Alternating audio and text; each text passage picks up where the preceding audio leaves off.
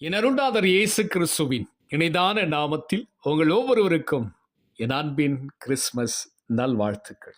என் அன்புக்குரியவர்களே, இன்றைக்கு உலகம் முழுவதிலும் இந்த கிறிஸ்மஸ் பண்டிகை கொண்டாடப்படுகிறது. இந்த கிறிஸ்மஸ் நன்னாளிலும் கூட இஸ்ரேல் தேசத்தில் எருசலேம் பட்டணத்திலே அன்றைக்கு ராத்திரி வேளையிலே மந்தை மேய்ப்பர்கள் தங்கள் மந்தையை காத்து கொண்டிருக்கிற சூழ்நிலையிலே மந்தை மேய்ப்பர்கள் ஒருவருக்கொருவர் இவ்விதமாக பேசிக்கொண்டார்களாம்.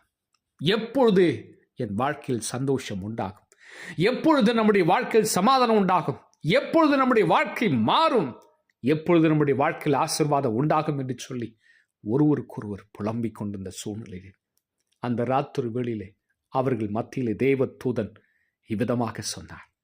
லூக்கா எழுதின சுவிசேஷம் 2ஆம் அதிகாரம் 10வது வசனத்தை வாசித்து பாருங்கள். தேவ தூதன் அவர்களை நோக்கி, பயப்படாதிருங்கள், இதோ எல்லா ஜனத்துக்கு மிகுந்த சந்தோஷத்தை உண்டாக்கும் நற்செய்தியை உங்களுக்கு அறிவிக்கிறேன்.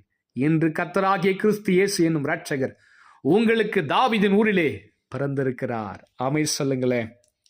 தேவதூதன் அவர்களை பார்த்து சொன்னார், பயப்படாதீங்க. இந்த உலகத்தில் முதல்ல சொல்லப்பட்ட ஒரு வார்த்தை எல்லா ஜனத்துக்கும் பார்த்து, பயப்படாதீங்க, உங்கள் வாழ்க்கையில் மாற்றம் உண்டாகும். பயப்படாதீங்க, உங்கள் வாழ்க்கையில் ஆண்டவர் மாற்றத்தை கொடுத்து உங்கள் வாழ்க்கையில் ஒரு சந்தோஷத்தை கொடுப்பார், உங்கள் வாழ்க்கையில் ஒரு அமைதியை கொடுப்பார், உங்கள் வாழ்க்கையில் ஒரு சமாதானத்தை கொடுப்பார், உங்கள் வாழ்க்கையில் ஒரு ஆசீர்வாதத்தை கட்டளையிடுவார். சோர்ந்து போகாதீங்க.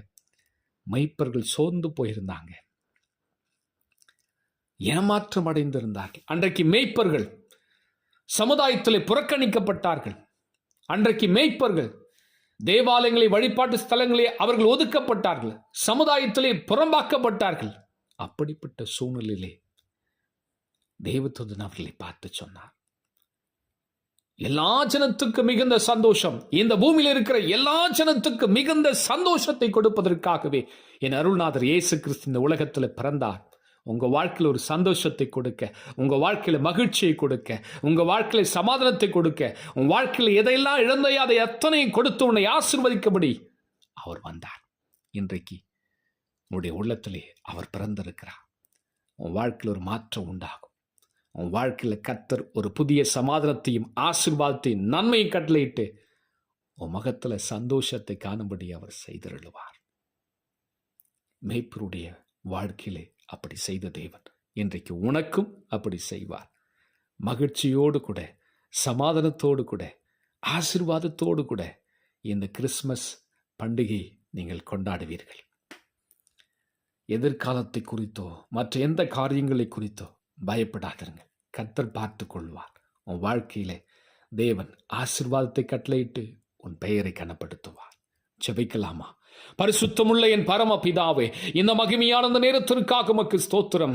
ஆண்டவரே, உமக்கு நன்றி சொல்லுகிறேன். இந்த கிறிஸ்மஸ் நன்னாளில் உம்முடைய வார்த்தைகளை கேட்கிற ஒவ்வொரு பிள்ளைகளுடைய வாழ்க்கையிலும் எதை குறித்து பயப்படுறாங்க, எதை குறித்து சோர்ந்து போயிருக்கிறாங்க, எதை குறித்து கவலைப்பட்டிருக்கிறாங்க, எல்லா சூழ்நிலையும் மாற்றி இன்றைக்கு அவருடைய வாழ்க்கையில் ஒரு புதிய சந்தோஷத்தையும் சமாதானத்தையும் ஆசீர்வாதத்தையும் கட்டளையிட்டு அவங்க வாழ்க்கையில் தேவன் பெரிய காரியத்தை செய்ய போவதற்காக நன்றி சொல்கிறேன்.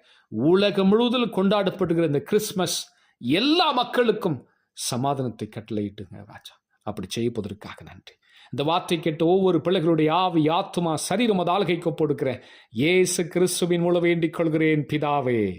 ஆமேன், ஆமேன். என் அன்புக்குரியவர்களே, மீண்டுமாக என் அருள்நாதர் இயேசு கிறிஸ்துவின் இனிதான நாமத்தில் இயேசு உன்னை நேசிக்கிற ஊழியத்தின் சார்பாக என் அன்பின் கிறிஸ்மஸ் நல்வாழ்த்துக்களை தெரிவித்துக் கொள்கிறேன். God bless you.